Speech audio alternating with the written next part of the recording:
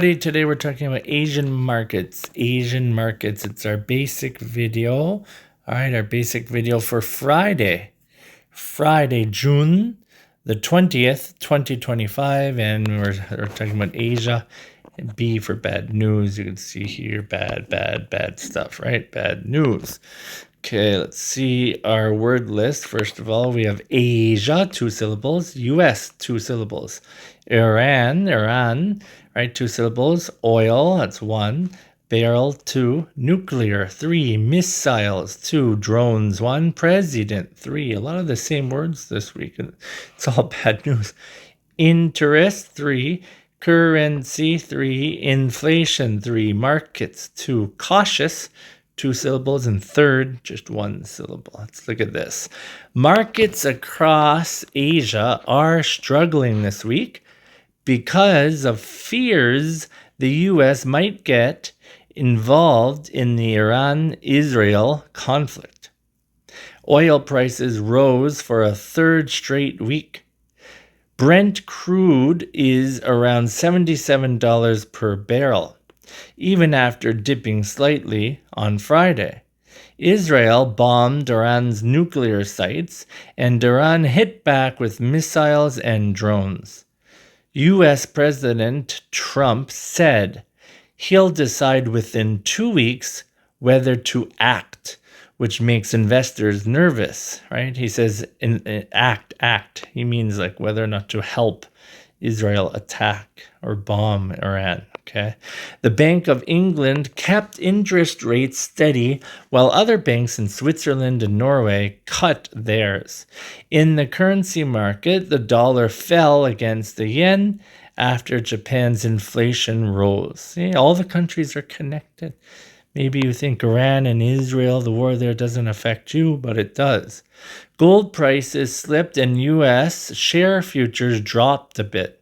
People say if the U.S. enters the war, global markets could fall sharply.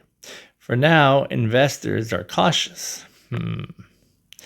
Okay, why are markets in Asia struggling? A, fear of U.S. involvement in the Iran-Israel conflict, or B, a new technology, right, launch. 2, how many weeks has oil prices been rising? A, 3, B, 1. 3, what did Israel bomb in Iran? A, nuclear sites, B, schools. 4, what did Japan's inflation cause? A, dollar fell against yen, or B, oil prices dropped. 5, how are investors behaving now? A, cautious, B, excited. All right, word of the day. This week we're doing game words. So we have play, game play, and non-game play. So game play, to take part in a game or sport for fun or competition. So to take part, right? Play, to take part. Play means to take part. For the non-game meaning, play, a live performance or story acted out on stage like in a theater. So it's a performance, right?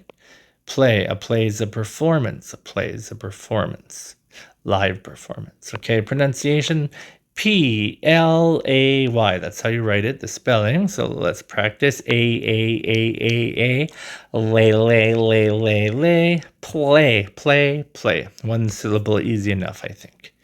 Example sentences. The children went outside to play soccer in the park, and we watched a play at the theater about a famous king. Sounds like Shakespeare. All right, weather in Sao Paulo, high of 24, low of 12, and it will be mostly sunny.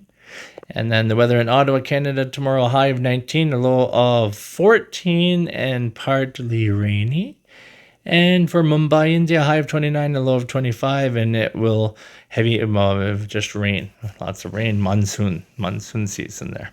All right, guys, so we talked about the weather. We talked about play. And we talked about Asian stocks. I hope everyone has a good weekend, and I'll see you on Monday. Bye-bye.